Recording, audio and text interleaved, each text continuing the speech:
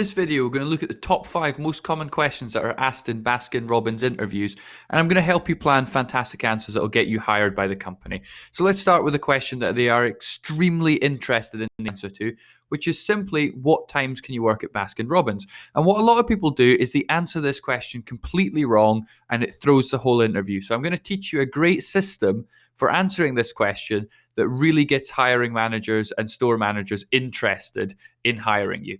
So there's a few things you have to get in your answer to this question. You want to show off a can-do attitude. You want to be really positive and be saying yes to as much as you possibly can. You have to show off some flexibility. So if they ask about times, you want to be able to say, yes, you can do those times, or you want to be able to offer alternatives and work constructively to a solution so that you can show off as much flexibility as you possibly can. And ultimately, they are looking for people who are there when they need staff. So they are hiring people to keep the store fully staffed. And if you're not going to be there at the times that they need, they are simply not going to be interested in hiring you. And the other way that people massively screw up this question is they instantly answer the question by saying, I can't work these days and these times because, however, I can do all the other times, which is a very negative way to set up your answer. You want to just focus always on telling them the times you can do, and just don't mention the times that you can't do, because if you're lucky, they won't even ask you about the times that you can't do. And so you've just answered this question by giving them a list of times that you can do that they are interested in. The other trick to be successful is to think about the times that they really need people to work and specifically mention, like tick off all of the times that they are looking for by mentioning them in your interview. So obviously Baskin Robbins is a ice cream business. So there is much greater demand for ice cream in the holidays. So if you say, I am happy to work on holidays, then that's a great thing, because that is when they sell slightly more of their product, particularly in the summer. If you're happy to work on weekends, that's another great time, because people tend to go for ice cream more often on the weekends than they do during the week. Working evenings, again, that's a slightly busier time and a time where it's slightly more difficult to staff. Show off some flexibility by saying that you're happy to work at short notice. And the great phrase that you can get in towards the end of this question is to say that you are happy to work around the business to meet the business's needs. So if you use the phrase meet business needs, that really does sound very good to a manager. So get in these ideas, show that you're committed to the job, and mention as many of the times that they are specifically looking for as possible, and you will score highly on this question. Success on this question can go a long way towards getting you the job. The next thing you need to think about is that before you go to your interview, you have to know the company. You have to really have done your research, because they would much rather hire someone that knows a lot about the company and has done their research and preparation than someone who doesn't really know very much about the company and hasn't done their preparation.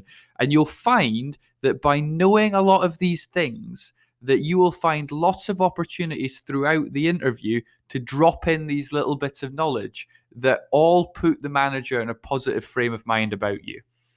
They may, and I've seen this asked before, they can ask specifically, what do you know about Baskin Robbins? Tell me about the business.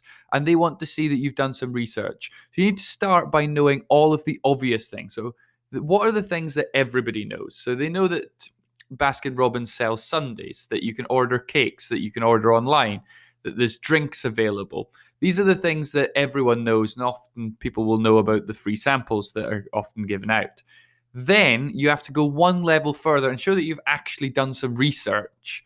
So you really know the bigger ideas about the company. So you know that the brand is all about socializing, that people tend to come to Baskin Robbins for social reasons. So they come with other people and they spend time there socializing.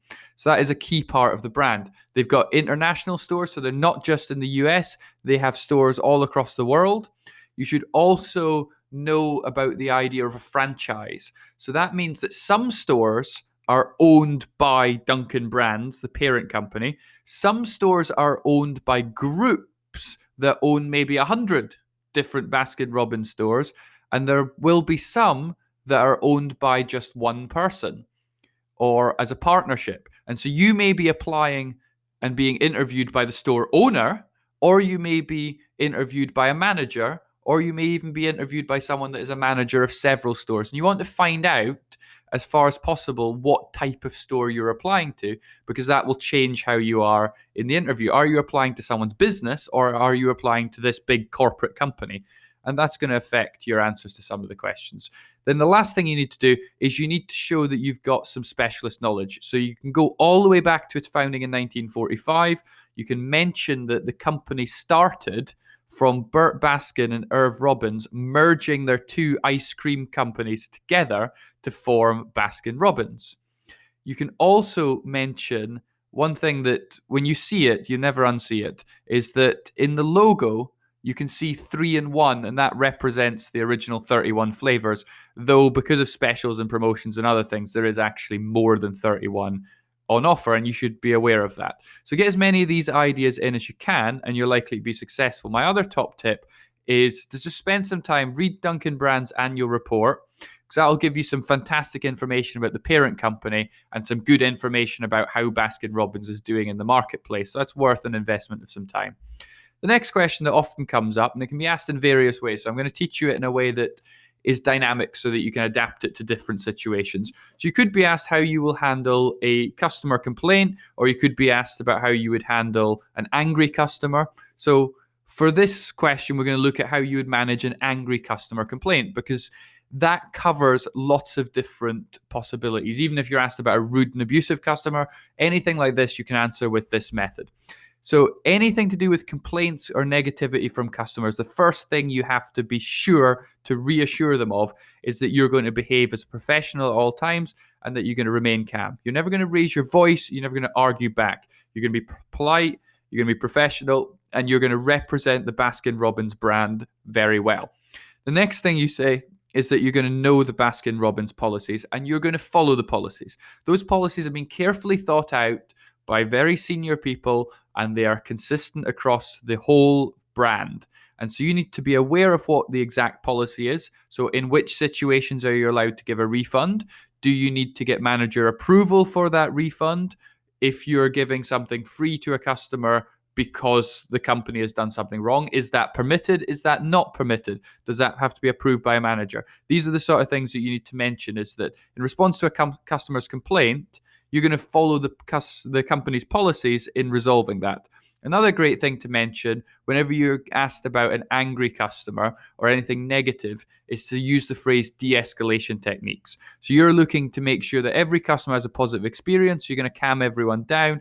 You're going to get the situation under control. So you're going to show that you're actively listening and that you are maintaining calmness, because that goes a long way to get the situation under control. And the last phrase that's great to use in response to anything about a complaint is to say that you are solutions focused, that you are trying to find the fastest way to make that customer turn from an unsatisfied customer into a satisfied customer that's going to come back to Baskin Robbins. So definitely use some of the key phrases. So calm and professional, know the policy, de-escalation techniques, solutions focused.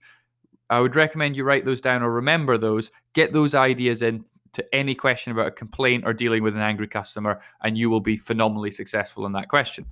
Looking at number 4, they can ask about your strengths and weaknesses. That's a very common interview question, and it is very unlikely that you will score highly on this if you haven't actually thought of it in advance. So we need to plan this one out. So you're going to start by thinking of a significant strength. It has to be something that is, a big deal. A strength that isn't really that important and you don't really have any evidence of is not going to be a very good one to pick. So you're looking at something that is really important to their business and something that you can definitely demonstrate. So good ones would be reliability, because that's very important, or having great customer service skills. And you want to show some evidence. That could be a qualification. If you've got a qualification in hospitality, for example, some school qualifications could be useful to evidence of strength. A reference from a former manager is probably the most powerful piece of evidence that you can provide. So you're looking at having something to back it up. The other one is that you can have some work experience. If you've worked in any form of retail or any job that is customer facing, that can be evidence of your strength. So you point to your CV. The way that you answer the question is a major strength that I possess is, you could say, your reliability, your customer service skills, things like that. And then you can say, I can evidence this by, have you got some work experience? Have you got some qualifications? Or could you get a reference or something from a former manager that backs you up on this strength? And then the most important bit to get in at the end is to actually explain why that strength actually matters to the business. So when working at Baskin Robbins, this strength will. So if you're talking about customer service, this strength will help me provide a great experience to all of the customers that come here because I've had all of these years experience working with customers and forming positive relationships with those customers, and it is reflected in this reference for my manager. That would be a phenomenal answer. So really do invest the time and preparation into this, because the strength question is the one that gets their attention, and you can basically say to them, I have exactly what you need for this business. The other one is the weakness. So on the flip side of the coin, you could be asked about your weakness, and you can absolutely screw up an entire interview by answering this one badly. So you have to start with something that is a real weakness. They're not interested in fake weaknesses, and it shows that you're not really being entirely honest and open with them. So if you say, I'm such a perfectionist, that's not really a weakness. You could sort of argue there is sort of some negative aspects of it, but it's sort of a strength as well. So it doesn't really fit the definition of weakness. You have to have something that is an actual weakness. And I'm going to give you some suggestions about what those can be.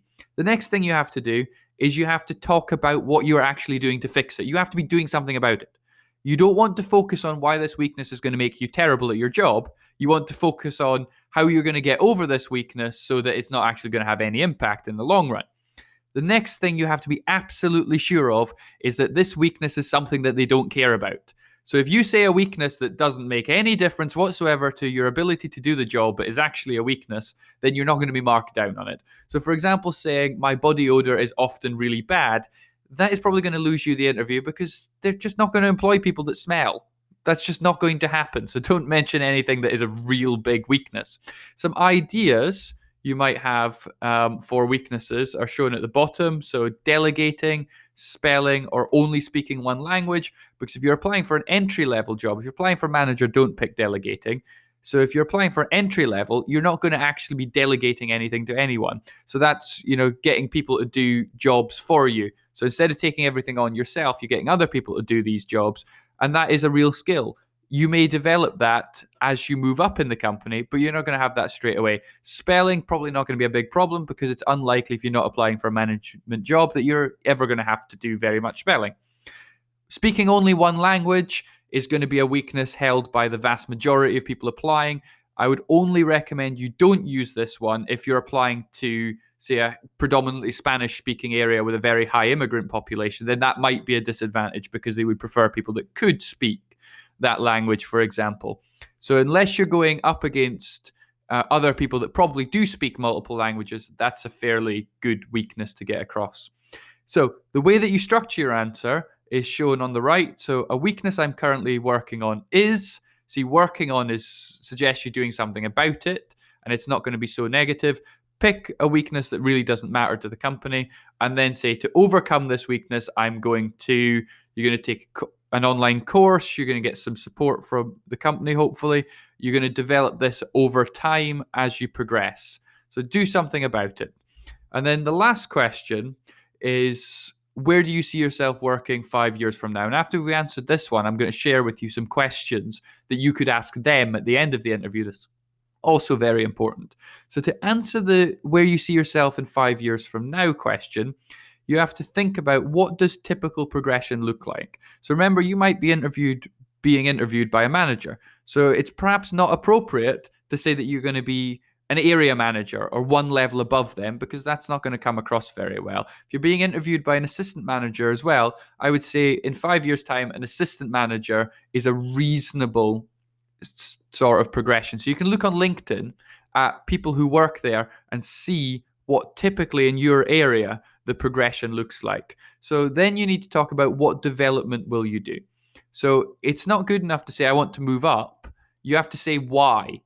What training are you going to go on? So ask about what training is available at the company. And then when they tell you what training is available, you can say, I would like to do these courses, and this will help me towards my goal of becoming an assistant manager, for example. So you can always look one level higher if you're thinking about progressing. You don't actually have to be wanting to progress. You can start talking about being amazing in your current role, though you're not looking to move up, you're looking to be exceptional in the job that you're applying for. And you can mention taking on a little bit of extra responsibility, like buddying up with new staff and mentoring new people and helping them out when they start. Could be a good thing to mention because you're so good at your job. You would like to be someone that a manager would look to support with new staff within your current role. It's very important when you're talking about where you see yourself in 5 years' time that you keep mentioning Baskin Robbins, that you make Baskin Robbins a big part of your 5 year plan, because it is absolutely the wrong thing to do to say that you're leaving. Say in 5 years' time, I want to go to college and I want to do all these completely different things. That's going to come across very negatively because the manager's going to think, right, we're going to hire you, you're going to be gone in a year, and then we're going to have to start this whole process again and do a whole load of interviews again. That's just going to be a nuisance to me. I'll go and employ someone that's going to stick around. And then lastly, you want to say how you'll demonstrate success. So if you're talking about moving up, you want to say before looking at progression, I need to demonstrate that I'm very good in my current role. So it's all about earning progression rather than assuming it. So we'll move on and look at a bonus, which is some great questions to ask them. So definitely ask them what the next step in the hiring process is. That shows that you really care about getting this job and you're really interested. And also after the interview, it's nice to know so you know what's coming next. Ask them about the team that you're working here. Show a real interest in your colleagues in the interview by asking about who you could be working with. Then a clever question you can ask is ask them what the perfect Baskin Robbins employee looks like. And hopefully they will tell you exactly what they are looking for. They'll almost read out the person spec. So what are they looking for in a person to employ? And then you can remind them of your previous answers sensitively that shows that you actually match a lot of their criteria for a perfect employee. And then another question that's great to ask is ask them what to do to prepare. What should you do now to be really good at your job? And they might say, learn all of our flavors, for example. And then you can commit to doing what they recommend. So they are being reassured that they're going to get someone that's actually going to turn up to the job well prepared. The last one you've got to do is make sure you make up one question on the day to show that you're listening. And so whenever you're wondering about something during the interview, take a mental note of it, ask it at the end, and be dynamic in that. So I hope this video has been very helpful to you. Best of luck in your Baskin Robbins interview. Thank you very much for watching.